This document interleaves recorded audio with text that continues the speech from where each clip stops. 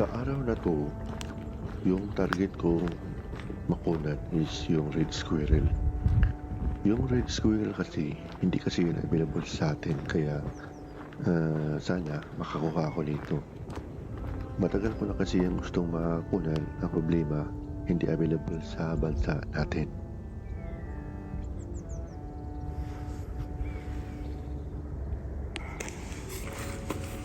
Good morning.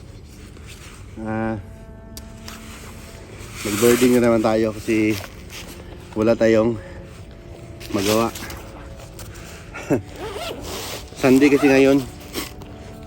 Yung upuan pala may mga konting snow pa, pero yung makapalas na wala na. Yung mga damo may mga snow pa din. Ngayon may dala akong dalawang body.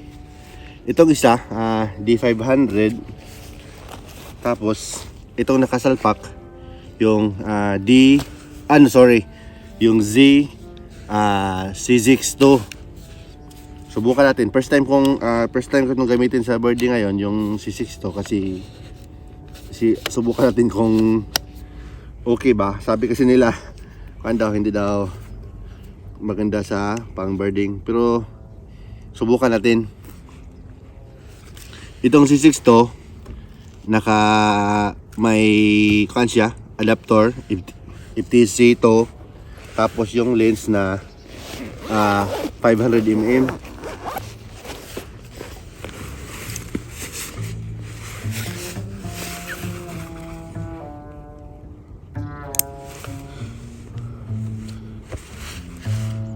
Okay, set na lahat. Let's start the game. May nakasalubong pala tayo na ito yung nakikita ko kung sila mahilig sila sa kabayo, tapos hindi nila sinasaking, wino-walking nila, parang pet din ba.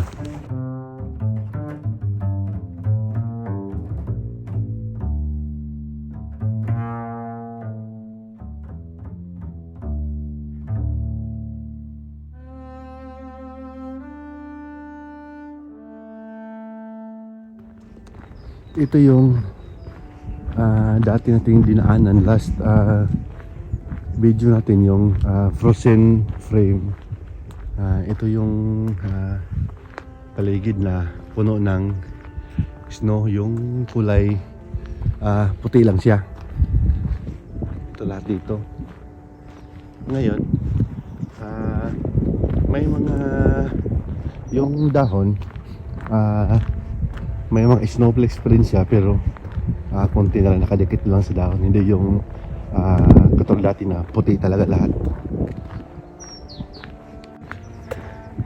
Ngayon medyo maganda na ang panahon kasi may araw na. Ang time pala dito ngayon is 9:30 ng umaga. Pa summer na kasi, kaya yung araw lumalabas na. Napansin ko pala ngayon, marami ng ibon na maliliit na maririnig mo. Kaso nasa dulo pa sila ng kahoy. Yung kahoy naman dito paunti-unti nang nagkaka-dahon. Parang nagsisimula pa lang silang nanahon. Hello, morning.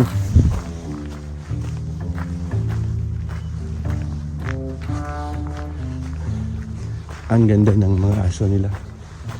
Yung mga kanina may dalawang parakit na dumaan sa akin. Doon kahapon pala pumunta kami sa corn. Napakaganda doon. Tapos napakaraming rosling.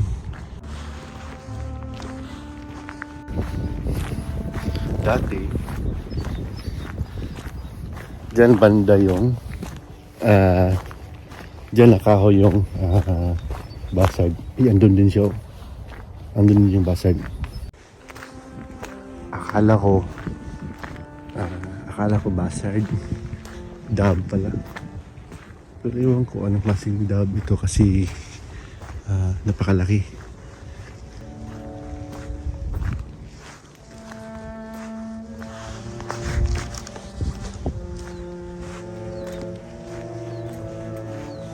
Diyan kasi yung pwesto ng basa dati. Diyan siya palaging tumatambay.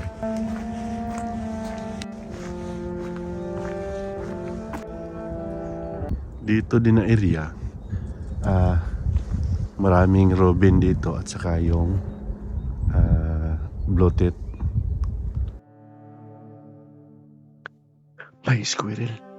May nakita akong kulay pula, yung red-white.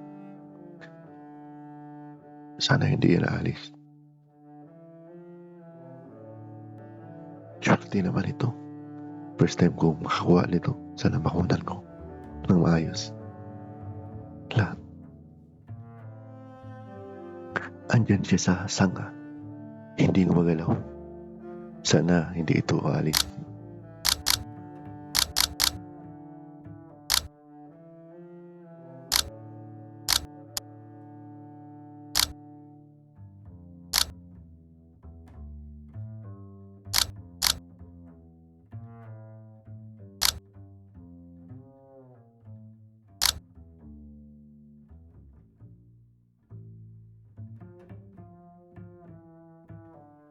Ang swerte natin, hindi ko inaasahan na makunan ko ito ngayon kasi yung dati kasi nakikita ko sila sa malayo ngayon, nagpapakita talaga sa malapit. Kaya napakaswerte. Last week, ito yung nilalakad ko na ito yung sinabi ko sa previous video na bumaon yung paa ko sa snow dito banda ngayon. Pa-summer na kasi kaya maganda na yung panahon. Dito na area marami akong napansin na kestrel. Yung pagpunta ko dito noong last week, 3 kestrel ata yung napansin ko dito. Sana ngayon andito yun sila. Ngayon pala may araw na, pero yung temperature dito ngayon 1 degree, kaya malamig pa din, pero yung lamig parang kuan lang, hindi mo masyadong mapansin or nasanay na siguro ako kasi kahit 1 degree siya kayang-kaya na, kahit hindi makapal na jacket yung ginamit ko, kaya lang. Yung kestrel hindi ko pa narinig, pero malamang andito lang yun kasi palagi ko siya nakikita dito na area. Parang teritoryo niya ito.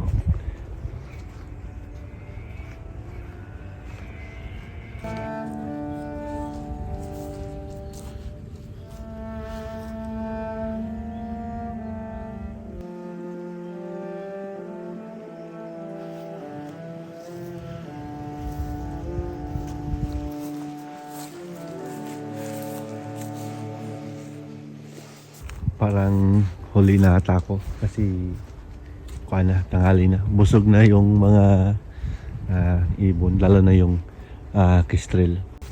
Ngayon pala yung nakunan ko na ibon, yung may kuha ako sa ngayon, may bloated, tapos yung robin, yung nakita ko din kanina yung woodpecker, kaso hindi ko nakunan kasi Nasa medyo malayo siya. Andito ako malapit sa Bloated kaya hindi ko na pinuntahan. Kailangan na nating uuwi.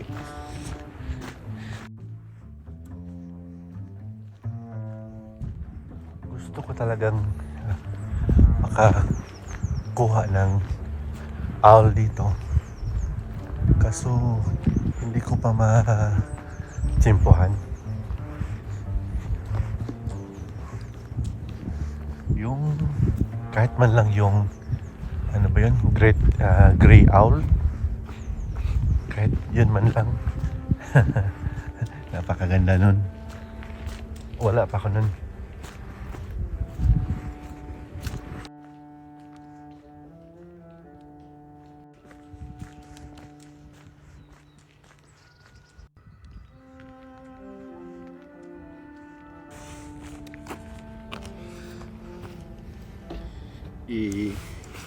Iligpit natin yung mga gamit natin.